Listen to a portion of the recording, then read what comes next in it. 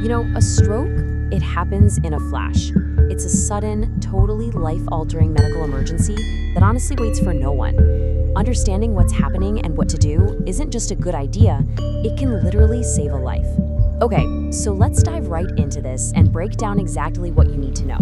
Wow, that quote, it just hits you, doesn't it? It perfectly captures the terrifying reality of a stroke. It strikes without any warning, and in just a few moments, absolutely everything can change.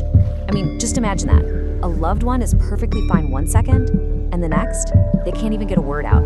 It's just a stark reminder that this can happen to anyone at any time. All right, so to really get a handle on what a stroke is, we first have to understand the opponent. And often it's the result of years of hidden damage, a silent enemy that's been building its forces long before it ever decides to attack. So what is a stroke really? Well, at its most basic, it's a brain attack.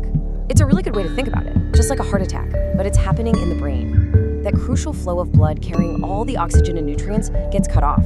And get this, the brain is so hungry for that oxygen that without it, you can lose almost 2 million brain cells every single minute. It's staggering. And that's why you'll hear it again and again. Time is everything. Okay, so not all strokes are the same. They basically fall into two main camps. On one side, you have the ischemic stroke. The best analogy is a plumbing blockage. A blood clot gets jammed in an artery, and boom, everything grinds to a halt. This is by far the most common type. Then on the other side, you've got the hemorrhagic stroke. This is the opposite problem. It's a burst pipe. A blood vessel actually ruptures, and blood starts spilling into the brain tissue. Both are obviously huge emergencies, but you can see why doctors have to treat them in completely different ways. So you're probably wondering, okay, what causes these clogs and bursts in the first place? Well, it's usually not one single thing. It's a whole mix of factors that have been building up, sometimes for decades. You can see the usual suspects right here. Things like smoking, high cholesterol, an unhealthy diet.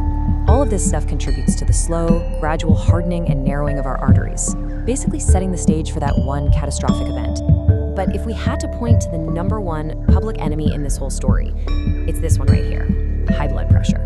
Seriously, the reason it's so incredibly dangerous is that you usually don't even feel it.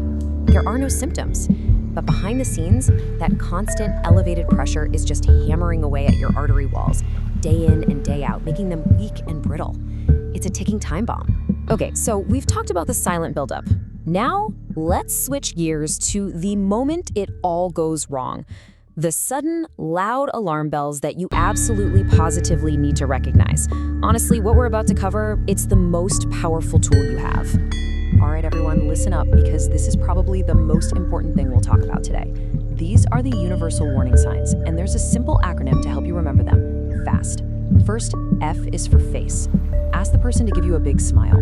Does one side of their face droop down? Then A is for arms. Ask them to raise both of their arms. Does one arm drift downwards on its own?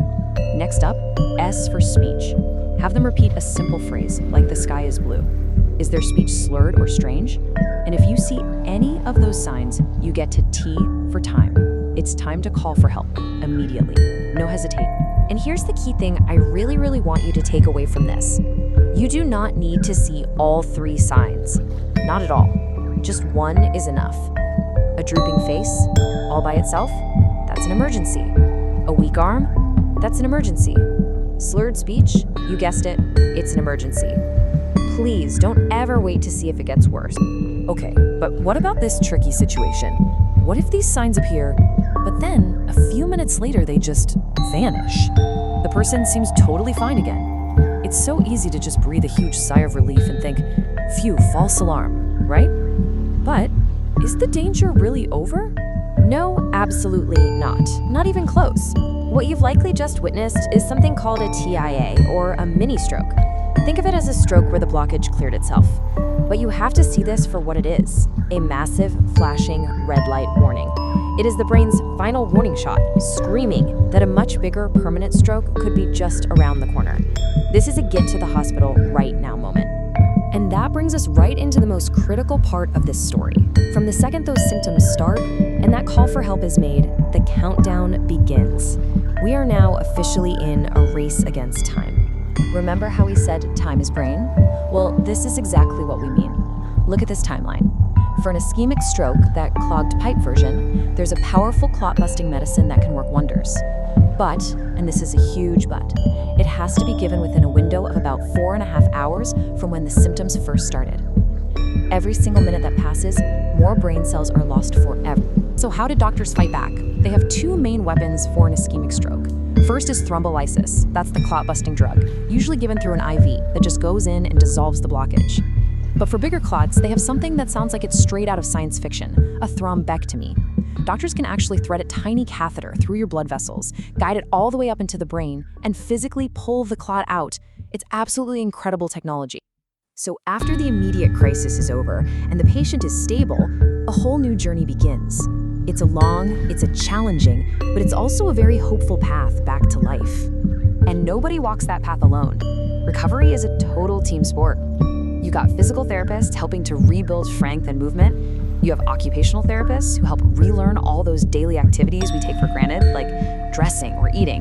Speech therapy is so crucial for helping people find their voice again.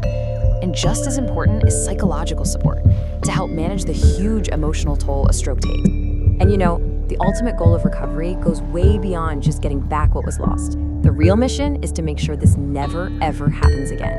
It's called secondary prevention, and it means aggressively managing all those risk factors we saw earlier, like blood pressure and diet to protect the brain for the future. So, we've covered what a stroke is, what causes it, and how to spot it.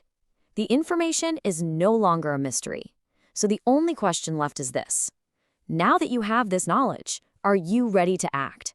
Because the next life you save could be that of a stranger, a friend, or someone you love.